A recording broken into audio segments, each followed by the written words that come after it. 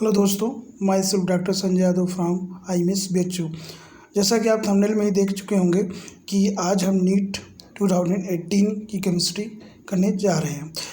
इससे पहले इसका पार्ट फर्स्ट बन चुका है। यदि आपने वो वीडियो नहीं देखा है तो पहले वो देख लीजिए। ठीक है, तो चलते हैं, स्टार्ट करते हैं।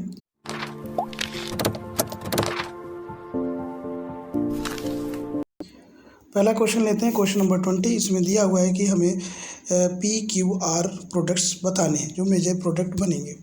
तो जैसा कि जो रिएक्शन दे रखा है यहाँ पे एनहाइड्रस एल्युमिनियम क्लोराइड दे रखा है, और एल्युमिनियम क्लोराइड जो ये क्या होता है, इलेक्ट्रोफाइल होता है। तो इलेक्ट्रोफाइल होने की वजह से ये क्या करेगा कि Cl को एक्सेप्ट कर लेगा और बना लेगा AlCl4-।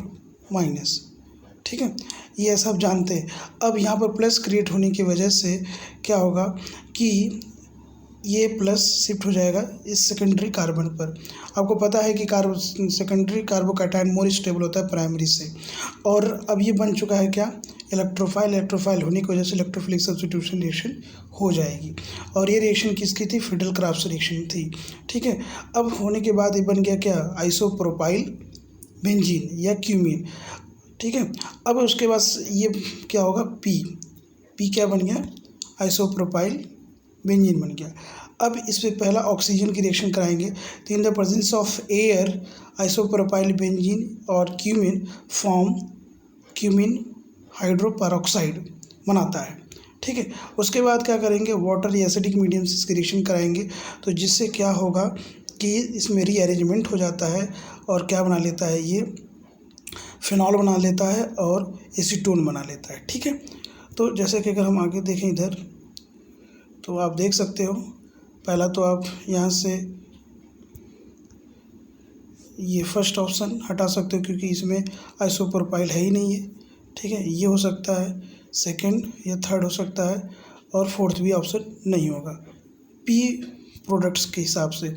ठीक है, तो यहाँ पर आप देख सकते हो कि सेकंड ऑप्शन सही होगा क्योंकि यहाँ फिनॉल बन रहा है क्यू, और आर एसीटोन बन रहा है, और जबकि इसमें एसीटोन नहीं बन रहा है थर्ड ऑप्शन में। ठीक है, तो इसलिए ऑप्शन इसका क्या हो जाएगा, करेक्ट, सेकंड ऑप्शन सही होगा। आगे चलते हैं, नेक्स्ट क्वेश्चन अटेम्प्ट करते हैं। जैसा कि इसमें लिखा हुआ, विच of the following compounds can form a zwitter ion. Zwitter ion बनाने के लिए क्या होता है कि वो कंपाउंड्स बनाते हैं ज्यूटर आयन्स जिसमें एसिडिक और बेसिक ग्रुप दोनों लगे होते हैं। और ऐसा आप जानते हो किस में होता है, अमीनो एसिड्स में। अमीनो एसिड में क्या होता है कि एक COOH ग्रुप एसिडिक ग्रुप लगा होता है, कार्बन से डायरेक्टली जुड़ा होता है, और एक अमाइन ग्रुप जुड़ा होता है, और ये H होता है और ये R होता है। ठीक है, तो यहाँ से क्या होता है कि हाइड्रोजन निकल कर, एसिडिक हाइड्रोजन निकल कर क्या हो जाता है, इसके पास आ जाता है और ये इस यहाँ चला जाता है। तो इससे क्या होता है, तक शिफ्टिंग होती रहती है, कभी इसके पास कभी इसके पास, और इसी फॉर्मेशन को प्लस और माइनस को बोलते हैं ज्यूटर आयन। ठीक है, तो जैसा कि आप जानते हो कि ग्लाइसिन ये क्या अमीनो एसिड है, और एनिलीन और बेंजोइक एसिड और स्ट्रेटनिलीन ये नहीं होगा, तो आंसर हो जाएगा सेकंड। ठीक है, नेक्स्ट आगे चलते हैं, और इसमें दिया हुआ है कि हमें हाइब्रिडाइजेशन बताना है, कहाँ, लेफ्ट टू राइट की तरफ। तो पहला sp2 होने के लिए डबल बॉन्ड होना चाहिए। तो अगर इसमें तो है ही नहीं क्योंकि यहाँ सिंगल है, इसमें ट्रिपल है, तो ये नहीं होगा। ठीक है, अब अगर हम बात करें तो या तो थर्ड होगा या तो फोर्थ होगा। तो फर्स्ट सेकंड दोनों कार्बन का क्या होना चाहिए, हाइब्रिडाइजेशन sp2 तो ये भी है, ये भी है। उसके बाद कह रहा है कि जो थर्ड कार्बन होगा वो sp होना चाहिए। तो sp आपको पता है कि ट्रिपल बॉन्ड में होता है, तो ये ट्रिपल बॉन्ड है, इसलिए आंसर फोर्थ हो जाएगा। नेक्स्ट आगे चलते हैं, इसमें हमसे कह रहा है कि which of the following carbocation is expected to be more stable. तो कार्बोकैटायन मोर स्टेबल होगा, तो कार्बोकैटायन की स्टेबिलिटी के लिए प्लस आई इफेक्ट जितना ज़्यादा होगा वो मोर स्टेबल होगा। ठीक है, तो जिसमें हम अगर बात, जैसे यहाँ पर जो कंपाउंड हमें दिए हुए हैं, इसमें जो ग्रुप दे रखा है NO2 minus I group minus I effect लगाएगा, तो माइनस आई इफेक्ट लगने की वजह से कार्बोकैटायन अनस्टेबल हो जाएगा। तो आपको ये भी पता है कि इंडक्टिव इफेक्ट डिस्टेंस पर डिपेंड करता है, तो डिस्टेंस जितना ज़्यादा होगा इंडक्टिव इफेक्ट उतना कम लगेगा। तो अगर आप पहले ऑप्शन में देखें, दूसरे में देखें, तीसरे में देखें, ठीक है, और चौथे में देखें, तो सबसे इसमें थर्ड ऑप्शन में देखोगे आप तो पैरा पोजीशन पे लगा हुआ है, इसमें फर्स्ट ऑप्शन में मेटा पे लगा हुआ, यहाँ पर अर्थो पे लगा हुआ है, ठीक है, एग्जैक्टली उसके सामने लगा हुआ है। तो इसका आंसर क्या हो जाएगा, थर्ड आंसर हो जाएगा। ठीक है, आगे चलते हैं। ठीक है, इसमें कह रहा है कि which of the following is correct with respect to minus I effect जानने के लिए, जैसा कि आप पता है कि इलेक्ट्रोनेगेटिव के बेसिस पर कर सकते हो आप, तो फ्लोरीन का सबसे ज़्यादा होगा, इसमें फ्लोरीन का कम दे रखा है, तो ये भी होगा नहीं, ये भी नहीं होगा, तो मतलब फोर्थ ऑप्शन होगा या तो फर्स्ट ऑप्शन होगा। तो इसमें देखो फ्लोरीन, फिर उसके बाद ऑक्सीजन, फिर नाइट्रोजन, फिर इसमें ये एक्चुअली क्वेश्चन बोनस गया था। ठीक है, तो इसमें फर्स्ट भी होगा और फोर्थ भी होगा, लेकिन मोर अप्रोप्रिएट आंसर अगर हम बात करें तो फर्स्ट ऑप्शन सही होगा। ठीक है, आगे चलते हैं। इसमें देखा है मैग्नीशियम को एक एलिमेंट के साथ रिएक्ट कराया जाता है जिसका इलेक्ट्रॉनिक कॉन्फ़िगरेशन ये है, तो जिसमें से इलेक्ट्रॉनिक कॉन्फ़िगरेशन इसमें देख रहे हैं तो 7 इलेक्ट्रॉन है, तो मतलब कि ये नाइट्रोजन होगा, और नाइट्रोजन होगा तो और मैग्नीशियम, तो मैग्नीशियम का आप जानते हैं कि इसका वैलेंसी, इसकी वैलेंसी 2 होती है और नाइट्रोजन की 3 होगी, तो क्रॉस मल्टीप्लाई क्रॉस इस तरीके से जब कंपाउंड बनते होगा तो बन जाएगा Mg3N2, तो N2 तो दिया नहीं है इसने, तो नेक्स्ट माना है, तो कौन सा ऑप्शन सही हो जाएगा, ऑप्शन नंबर सेकंड सही होगा। ठीक है, ठीक है, नेक्स्ट क्वेश्चन की बात करें तो इसमें क्या दिया हुआ है कि हमें बताना है कौन सा स्पेसीज इसमें डिसप्रोपोर्शनेशन शो कर रहा है। तो डिसप्रोपोर्शनेशन के लिए क्या होता है कि जब कोई भी एक ही कंपाउंड ऑक्सीडेशन कर रहा हो और रिडक्शन कर रहा हो, तो यहाँ पर ब्रोमीन का ऑक्सीडेशन स्टेट चेंज हो रहा है और करस्पॉन्डिंग उनकी ईएमएफ वैल्यू दे रखी है। तो अगर आपको यहाँ से अगर देखना है कि कौन सा स्पेसीज डिसप्रोपोर्शनेशन शो कर रहा है, तो उसके लिए आपको क्या करना होगा कि EMF value of oxidation plus EMF value of reduction अगर पॉजिटिव आ रहा है तो वो शो करेगा। ठीक है, तो इसमें आप देखेंगे तो जो HBr है, HBrO, ये क्या होगा, इसका पॉजिटिव डिफरेंस आएगा, तो इसलिए आंसर क्या चला जाएगा, सेकंड आंसर चला जाएगा। नेक्स्ट क्वेश्चन की तरफ बढ़ते हैं। क्वेश्चन नंबर 35, इसमें आ रहा है कि in which case is the number of molecule of water maximum. तो नंबर ऑफ मॉलिक्यूल निकालने के लिए हमें क्या करना पड़ता है, मोल्स इंटू Na। ठीक है, तो मोल्स इंटू Na करते हैं। तो सबसे पहली बात आ जाते हैं पहले में, अब सबका क्या करते हैं कि मोल्स निकालते हैं, जैसा कि दिया कि 18 ml of water, 18 ml of water का मतलब हुआ कि वेट अगर आप निकालोगे तो वेट कितना आ जाएगा, 18 ग्राम। कैसे पता, क्योंकि डेंसिटी इसकी कितनी होगी, 1 ग्राम पर ml।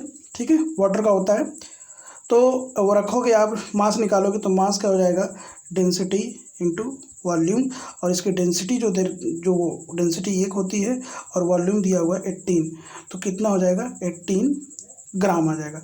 और अगर इसका मोल्स निकालोगे तो मोल्स कैसे निकाला जाता है, given weight upon molecular mass, तो 18 अपॉन 18 सॉल्व करोगे तो 1 आ जाएगा, तो नंबर ऑफ मोल कितने आ गए, 1, मतलब कि इसमें मॉलिक्यूल कितना बना, Na बन गया, नंबर ऑफ मॉलिक्यूल Na। इसके बाद इसमें दिया हुआ है तो इसका निकालोगे तो इसका आ जाएगा 3 10 की पावर -3 Na, ये बनेगा। ठीक है, सेकंड ऑप्शन। इसमें अगर देखोगे तो दे रखा है क्या, 0.00224 लीटर ऑफ वाटर, तो इसके लिए निकालने के लिए हम क्या करते हैं कि अगर निकालोगे तो 0.00224 अपॉन 22.4 ये होता है मोल्स के बराबर। ठीक है, तो ये सॉल्व करोगे तो 10 की पावर -4 आएगा यहाँ पर। ठीक है, नंबर ऑफ मोल्स कितने निकलेंगे, 10 की पावर -4, और इसमें मल्टीप्लाई कर दोगे Na का।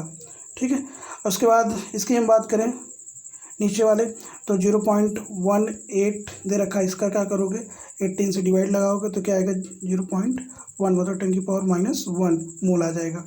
तो मोल्स से ही कंपेयर कर लो क्योंकि सब में Na की वैल्यू कॉमन होगी, तो सबसे ज़्यादा किस में होगा, Na। तो इसमें Na आ रहा है, इसमें क्या हो रहा है, इस ऑप्शन में Na नंबर ऑफ मोल्स आ रहा है, और अगर सेकंड ऑप्शन में देखोगे तो 10 की पावर -3 Na आ रहा है, इसमें देखोगे तो 10 की पावर -4 Na आ रहा है, और इसमें फोर्थ में निकालोगे तो क्या आएगा, 10 की पावर -2 Na। तो सबसे ज़्यादा किसमें, Na, तो ये ऑप्शन हो जाएगा, नंबर ऑफ मॉलिक्यूल वाटर का ज़्यादा इसमें होगा। अब हम आगे चलते हैं नेक्स्ट क्वेश्चन की तरफ। क्वेश्चन नंबर 36, इसमें क्या कह रहा है कि रिगार्डिंग द क्रॉस लिंक्ड या नेटवर्क पॉलीमर, करेक्ट इनकरेक्ट हमें देखना है। इनकरेक्ट क्या होता है, जैसा कि अगर हम पॉलीमर की बात करें, क्रॉस पॉलीमर की बात करें, क्रॉस लिंक्ड नेटवर्क पॉलीमर की बात करें, तो क्या होगा कि एक लीनियर पॉलीमर होगा, ठीक है। तो जो लीनियर पॉलीमर्स होंगे वो आपस में कोवैलेंट बॉन्ड के थ्रू क्या होंगे, जुड़े होंगे, ठीक है, कोवैलेंट बॉन्ड के तभी तो नेटवर्क बना पाएंगे। तो इसमें देखो क्या दिया हो, पहला ऑप्शन देखोगे, they contain the covalent bond between the various linear polymer chain, तो मतलब कि ऑप्शन क्या है, सही है, ठीक है।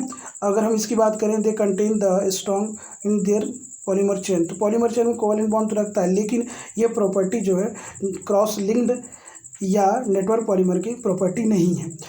और दूसरी अगर बात करें थर्ड ऑप्शन की, तो इसमें दे रखा है कि बेकेलाइट और मेलामाइन, ये तो आप जानते हो कि बेकेलाइट और मेलामाइन में क्या होता है, क्रॉस लिंक्ड या नेटवर्क पॉलीमर होते हैं। और इसमें बाई फंक्शनल या ट्राई फंक्शनल भी हो सकते हैं, मतलब कि थर्ड ऑप्शन, फोर्थ ऑप्शन और फर्स्ट ऑप्शन का क्रॉस लिंक से एसोसिएटेड है, मतलब वो सही है। इनकरेक्ट के लिए सेकंड ऑप्शन होगा। आगे चलते हैं क्वेश्चन नंबर 37 में। इसमें कह रहा है nitration of aniline in strong acidic medium. अगर हम नाइट्रेशन करते हैं एनिलीन का, तो एनिलीन की अगर बात करें तो एनिलीन का जो सब्स्टिट्यूट फंक्शनल ग्रुप होगा वो हो जाएगा NH2, ठीक है, NH2। इस पर क्या होता है, एक लोन पेयर होता है। तो जब हम क्या करते हैं कि अगर हम नाइट्रेशन करवाते हैं, तो नाइट्रेशन जैसे इसमें कह रहा है, तो ये देखो नाइट्रेशन क्या है कि नाइट्रेशन जो होता है वो क्या होता है, इलेक्ट्रोफिलिक सब्स्टिट्यूशन रिएक्शन होता है। तो इलेक्ट्रोफिलिक सब्स्टिट्यूशन में तो पैरा पे भी अर्थो पे भी जा सकता है, मेटा भी जा सकता है, और अर्थो पे भी जा सकता है, और पैरा पे भी जा सकता है। तो डिपेंड कौन करेगा, कौन डिसाइड करेगा, तो ये ग्रुप डिसाइड करता है कि जो इलेक्ट्रोफाइल कमिंग इलेक्ट्रोफाइल है वो अर्थो पे जाएगा कि मेटा पे जाएगा कि पैरा पे जाएगा। तो जैसा कि इसमें लिख दिया है कि इसने पहले ऑप्शन देखो, in the spite of the substitute, कह रहा है कि ग्रुप कुछ भी हो, नाइट्रेशन हमेशा कहाँ पे होगा, क्या होगा, मेटा पोजीशन होगा। तो गलत बात है ये, तो नाइट्रेशन के लिए ऐसी बात नहीं है, ठीक है। In spite the group always goes to,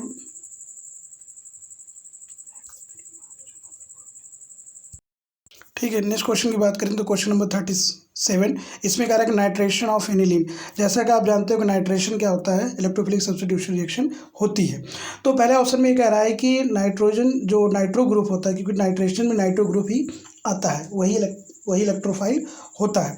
तो कह रहा है कि ग्रुप कुछ भी हो, लेकिन हमेशा नाइट्रो जो ग्रुप होता है मेटा पोजीशन पर लगता है। तो ऐसा बिल्कुल भी नहीं है, क्योंकि आप जानते हो जो ग्रुप लगे होते हैं वही डिसाइड करेंगे कि मेटा पे आएगा कि अर्थो पे आएगा या पैरा पे आएगा। तो इसलिए क्या हो जाएगा, ये पहला ऑप्शन सही नहीं है।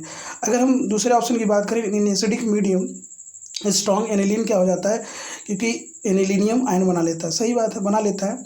और इसी की वजह से, क्योंकि पॉजिटिव चार्ज होने की वजह से वो क्या हो जाता है, मेटा डायरेक्टिंग है, थोड़ा सा इलेक्ट्रॉन विड्रॉइंग ग्रुप हो जाता है, और इसकी वजह से उसको सिग्निफिकेंट अमाउंट में क्या बनाना पड़ता है, मेटा डायरेक्टिंग कंपाउंड्स बनाना पड़ता है, ठीक है। अगर थर्ड ऑप्शन की बात करें तो ये तो इसका मतलब ये ऑप्शन सही है, ये तो गलत है। और इसमें अगर बात करें थर्ड ऑप्शन में अगर देखोगे तो नाइट्रो ग्रुप ऑलवेज कहाँ जाता है, मेटा पोजीशन पे। अगर हम अब सब्स्टिट्यूट भी हटा दें, सब्स्टिट्यूएंट भी हटा दें तो भी नहीं, ऐसा बिल्कुल भी नहीं है। तब तो अगर सब्स्टिट्यूएंट आप हटा दोगे तो पोजीशन कैसे बताओगे कि मेटा का अर्थ हुआ है, तो ये भी ऑप्शन गलत है, ठीक है। उसके बाद कह रहा है कि in electrophilic substitution reaction amino group is meta directing, ऐसा नहीं है, क्योंकि अमीनो ग्रुप क्या होता है, इलेक्ट्रॉन डोनेटिंग ग्रुप होता है, और इलेक्ट्रॉन डोनेटिंग करेगा तो मतलब कि ज़्यादा से ज़्यादा डोनेट कहाँ करता है, अर्थो और पैरा पर। तो अर्थो और पैरा पे करेगा, इसलिए जो इलेक्ट्रोफाइल होगा वो अर्थो पे पैरा पे जाएगा, तो मेटा पे तो नहीं जाने का संभावना है। लेकिन यहाँ पर क्यों जा रहा है, क्योंकि यहाँ पर तो वो एनिलीनियम आयन बनता है, जिसके वजह से हल्का सा क्या बन जाता है, वो इलेक्ट्रॉन विड्रॉइंग ग्रुप बन जाता है, इसलिए मेटा पर जाना पड़ेगा उसको, ठीक है। तो इस कौन सा आंसर हो जाएगा, इसका सेकेंड आंसर होगा। नेक्स्ट क्वेश्चन की तरफ बढ़ते हैं, क्वेश्चन नंबर 38, इसमें कह रहा है कि मोस्ट एसिडिक नेचर का कौन है, कौन सा ऑक्साइड। तो जैसा कि आप जानते हैं कि मेटेलिक ऑक्साइड क्या होते हैं, बेसिक नेचर के होते हैं, और जो नॉन मेटेलिक ऑक्साइड होते हैं वो एसिडिक नेचर के होते हैं। तो इसमें हमें ये देखना है कि आप सबसे इसमें देख सकते हो कि कौन सा मेटल और कौन सा नॉन मेटल है। जो नॉन मेटल होगा उसका ऑक्साइड क्या होगा, एसिडिक होगा। तो अगर हम बात करें मैग्नीशियम, कैल्शियम और बेरियम और बेरिलियम है। तो जैसा कि एक ही सेकंड ग्रुप के एलिमेंट है, तो टॉप टू बॉटम नीचे जाने पर क्या होता है, मेटेलिक कैरेक्टर बढ़ता है। मेटेलिक कैरेक्टर बढ़ेगा तो उनके ऑक्साइड का मतलब कि basic nature top to bottom जाने पे बढ़ेगा। तो मतलब जो ऊपर वाले टॉप कंपाउंड्स होंगे, ऑक्साइड होंगे, वो एसिडिक नेचर का होगा। तो मतलब फोर्थ ऑप्शन सही है। आगे चलते हैं। क्वेश्चन नंबर 39 इसमें कह रहा है कि डिफरेंस बिटवीन अमाइलोज और इमाइलोपेक्टिन। जैसा कि आप जानते हैं अमाइलोज और इमाइलोपेक्टिन ये पॉलीमर्स होते हैं। और किसका पॉलीमर्स होता है, ये अल्फ़ा डी ग्लूकोज का। तो अल्फ़ा डी ग्लूकोज का तो मतलब बीटा लिंकेज का तो लिंकेज तो हो ही नहीं सकता। तो इससे ये ऑप्शन बीटा लिंकेज और बीटा लिंकेज से हटा सकते हो, क्योंकि इसमें अल्फ़ा लिंकेज पाया जाता है अल्फ़ा डी ग्लूकोज का। अब बात करते हैं इन दोनों का ऑप्शन में, तो पहला भी हो सकता है, सेकंड। तो चलो पढ़ के देख लेते हैं। तो जो इमाइलोज होता है वो क्या होता है, लीनियर होता है और अनब्रांच्ड होता है, ठीक है। और इसमें क्या होता है 1,4 अल्फ़ा लिंकेज पाया जाता है। और इमाइलोपेक्टिन की बात करें तो ये क्या होता है, ब्रांच्ड होता है। तो ब्रांच्ड होने की वजह से क्या होता है कि इसमें 1,4 अल्फ़ा लिंकेज और 1,6 अल्फ़ा लिंकेज पाया जाता है, ठीक है। तो कौन सा ऑप्शन सही हो जाएगा, ऑप्शन नंबर फर्स्ट सही होगा, क्योंकि इमाइलोपेक्टिन में क्या है कि 1,4 अल्फ़ा लिंकेज और 1,6 अल्फ़ा लिंकेज पाया जाता है। लेकिन अगर इमाइलोज की बात करें तो ये अनब्रांच्ड होता है, इसमें सिर्फ और सिर्फ 1,4 अल्फ़ा लिंकेज होगा। तो मतलब पहला ऑप्शन सही है, ठीक है। तो आगे चलते हैं। इसमें क्वेश्चन नंबर 40 इसमें कह रहा है कि हम फॉर्मिक एसिड के साथ एक मिक्सचर है फॉर्मिक एसिड का और एक है क्या ऑक्जेलिक एसिड का, और दोनों की रिएक्शन कराते हैं किसके साथ, कंसनट्रेटेड H2SO4 के साथ। तो कंसनट्रेटेड H2SO4 के साथ कराते हैं। जैसा आप जानते हैं कि H2SO4 क्या होता है, स्ट्रॉन्ग ऑक्सीडाइजिंग एजेंट होता है। तो फॉर्मिक एसिड को HCOOH इसको क्या करा देगा, ऑक्सीडाइज करा देगा और बना लेगा क्या, CO कार्बन मोनोऑक्साइड और प्लस H2O। तो यहाँ पर अगर हम बात करें 1 मोल ऑफ फॉर्मिक एसिड क्या बनाता है, 1 मोल ऑफ CO बनाता है। तो अब यहाँ पर उसका वेट कितना दिया हुआ है, 2.3। मतलब 2.3 अगर निकालोगे तो 1/20 मोल, ठीक है। तो 1/20 मोल फॉर्मिक एसिड के कितना बनाएगा, 1/20 मोल ऑफ कार्बन मोनोऑक्साइड बनाएगा, ठीक है। इसी तरीके से यहाँ पर हमें कार्बन मोनोऑक्साइड पहले वाले में कितना मिल गया, 120 मोल। अब सेकंड अगर हम बात करें कि जब हम ऑक्जेलिक एसिड के साथ रिएक्शन कराते हैं तो ऑक्जेलिक एसिड के साथ कराओगे H2SO4 का, तो यहाँ पर क्या बनने वाला है, कार्बन डाइऑक्साइड, कार्बन मोनोऑक्साइड और H2O बनेगा। तो यहाँ पर भी अगर आप देखोगे तो मोल कितना है, 1/20 और यहाँ पर भी क्या बनेगा, 1/20 मोल इसका भी बनेगा, 1/20 मोल इसका भी बनेगा। लेकिन अब क्या होता है कि मिक्सचर को अगर क्या करते हैं KOH के साथ हम क्या करा देते हैं, मिक्सचर को पास कराते हैं। तो आप जानते हो कि KOH जो पोटेशियम हाइड्रोक्साइड है वो कार्बन मोनोऑक्साइड का अच्छा एब्जॉर्बर है, उसको एब्जॉर्ब कर लेगा। तो रिमेनिंग प्रोडक्ट क्या बचेगा, कार्बन मोनोऑक्साइड बचेगा। तो कार्बन मोनोऑक्साइड आपका पहले से फॉर्मिक एसिड से भी बच रहा है और ऑक्जेलिक एसिड से भी बचेगा, ठीक है। तो अगर आप देखोगे तो वहाँ से 120 मोल मिल रहा है कार्बन मोनोऑक्साइड और नीचे 120 मोल मिल रहा है कार्बन मोनोऑक्साइड। तो दोनों को अगर ऐड कर दोगे तो क्या मिल जाएगा आपको, 2/20 मोल ऑफ क्या, कार्बन मोनोऑक्साइड। तो मोल इक्वल टू क्या होता है, वेट अपॉन मॉलिक्यूलर वेट। और अगर आप इसका मॉलिक्यूलर वेट निकालोगे तो आ जाएगा 28 और सॉल्व कर दोगे तो वेट क्या हो जाएगा, 28/10 मतलब 2.8 हो जाएगा, समझ रहे। तो 2.8 मतलब आंसर इसका थर्ड आंसर हो, ठीक है। नेक्स्ट क्वेश्चन की बात करें तो क्वेश्चन नंबर 41 इसमें हमें क्या बताना है, करेक्ट कोफिशिएंट बताना रिएक्टेंट का बैलेंस इक्वेशन के लिए। तो जैसे अगर हम बात करें इसका तो मैग्नेट आयन, तो इसमें देखिए अगर ऑक्सीडेशन स्टेट ऑफ मैग्नीशियम तो मैंगनीज का, तो मैंगनीज का क्या है इसमें +7 और +7 किसमें कन्वर्ट हो रहा है, +2 में। तो मतलब कि इसका एन फैक्टर कितना निकल जाएगा, +5 निकलेगा और ये क्या हो रहा है, रिडक्शन हो रहा है। और इसकी बात करें यहाँ पर तो इसका ऑक्सीडेशन स्टेट इसमें कितना है, +3 है और ये जा रहा है किसमें, +4 में। तो यहाँ पर इसका क्या होगा, +4 में जा रहा है तो यहाँ पर ऑक्सीडेशन हो गया। और पर मोल के हिसाब से अगर हम बात करें तो क्या हो रहा है, पर मोल के हिसाब से एक एन फैक्टर आ रहा है, लेकिन टोटल अगर निकालोगे क्योंकि यहाँ पर कार्बन का 2 मोल है तो क्या हो जाएगा, +2 हो जाएगा। तो अगर आप रेशियो देखोगे तो 5:2 का आ रहा है रेशियो, 5:2 रेशियो आ रहा है एन फैक्टर का।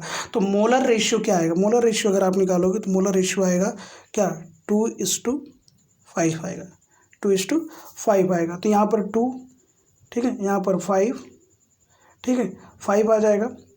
और यहाँ पर क्या निकालोगे आप, 10 निकालोगे, ठीक है। तो क्या समझ में आ रहा है, 2 5, तो ये ऑप्शन सही लग रहा है। और वाटर का क्या हो जाएगा 4, तो मतलब कि ये से 4th ऑप्शन सही होगा। आगे चलते हैं क्वेश्चन नंबर 42। इसमें कह रहा है कि करस्पॉन्डिंग ए, जैसा कि आप जानते हैं कि जो आइडियल गैस इक्वेशन में ए जो होता है वो क्या कराता है, वो होता है attraction, force of attraction between gas molecule के बताता है। और ये जिसका ज़्यादा होता है वो गैस उतनी ईजिली क्या हो जाती है, लिक्विफाइड हो जाती है, ये बात आप जानते हैं। तो इसलिए ये कौन सा इसमें कौन सा आंसर सही होगा, answer number second, sorry option second सही होगा, क्योंकि force of attraction between gas molecule A represent करता है। अब आगे चलते हैं क्वेश्चन नंबर 43। इसमें कह रहा है कि ये फॉर मैक्सिमम फॉर्मेशन के लिए प्रोडक्ट ज़्यादा से ज़्यादा बने उसके लिए क्या कंडीशन होनी चाहिए। तो जैसा कि आप यहाँ देख रहे हो, तो ये रिएक्शन एक्सोथर्मिक रिएक्शन के लिए क्या होता है कि लो टेम्परेचर की ज़रूरत पड़ती है। According to Le Chatelier principle आप जानते हो कि रिएक्शन फॉरवर्ड जाने के लिए और अगर रिएक्शन कैसी है एक्सोथर्मिक, तो उसमें टेम्परेचर लो चाहिए, ठीक है। और अगर आप यहाँ पे देखें तो रिएक्टेंट में मोल्स, नंबर ऑफ मोल्स कितने 2 और प्रोडक्ट की तरफ 1 है। तो प्रेशर बढ़ाने पर क्या होता है कि प्रेशर बढ़ाने से रिएक्शन उधर शिफ्ट कर जाती है जिधर पर नंबर ऑफ मोल्स कम होते हैं। तो मतलब तभी क्या होगा, फॉरवर्ड डायरेक्शन जाने के लिए हमें हाई प्रेशर और लो टेम्परेचर की आवश्यकता पड़ेगी। तो इसका मतलब कौन सा आंसर होगा, ये फर्स्ट आंसर सही होगा, ठीक है। आगे चलते हैं क्वेश्चन नंबर 44। इसमें कह रहा है कि बॉन्ड डिसोसिएशन एनर्जी का रेशियो हमें इनका दे रखा है। तो अगर आप इनका अगर निकालोगे, मान लेते हैं x इसका रेशियो फैक्टर है, तो x और x/2 और x ये हो जाएगा रेशियो इस तरीके से, ठीक है, अगर आप इसका देखोगे। और अब क्या करते हैं, अगर आप इसका रिएक्शन लिखोगे, इसकी रिएक्शन लिखोगे तो क्या लिखोगे, x2 + y2 xy। तो जैसा कि फॉर्मेशन रिएक्शन में क्या होता है, एंथैल्पी ऑफ फॉर्मेशन 1 मोल के लिए होता है, तो यहाँ पर हाफ हो जाएगा, ठीक है। अब क्या होता है कि बॉन्ड डिसोसिएशन एनर्जी निकालने के लिए हमें क्या करना पड़ता है, total sum of reactant bond dissociation energy minus product की, ये करते हैं जैसा कि आप फार्मूले में जानते हो। तो यहाँ पर क्या हो जाएगा, x अभी निकाला था ना, x इस टू x/2 इस टू x, तो x/2 हो जाएगा, एक हाफ मोल था, और प्लस क्या हो जाएगा x/4, ठीक है, माइनस x, ठीक है, क्योंकि इसका x मोल बनना है, इक्वल्स टू क्या हो जाएगा -200, क्योंकि ये तुम्हें 200 दे रखा है। इसको सॉल्व कर लोगे तो x की वैल्यू पता चल जाएगी, और x की वैल्यू पता चल जाएगी तो वहाँ से आप क्या कर सकते हो, ईजिली निकाल सकते हो। तो ईजिली निकालोगे तो कौन सा आंसर आएगा, निकालोगे तो 800 आ जाएगा, ठीक है। आगे चलते हैं, कह रहा है कि क्वेश्चन नंबर 45। इसमें कह रहा है कि initial concentration of reactant double करने पर जीरो ऑर्डर रिएक्शन में। देखो क्या होता है कि जैसा कि आप जानते हो कि हाफ लाइफ जो पीरियड होता है जीरो ऑर्डर रिएक्शन के लिए, वो कंसंट्रेशन पे क्या होता है, डायरेक्टली प्रोपोर्शन होता है। जैसा कि आप जानते हो T half concentration upon 2K, ठीक है।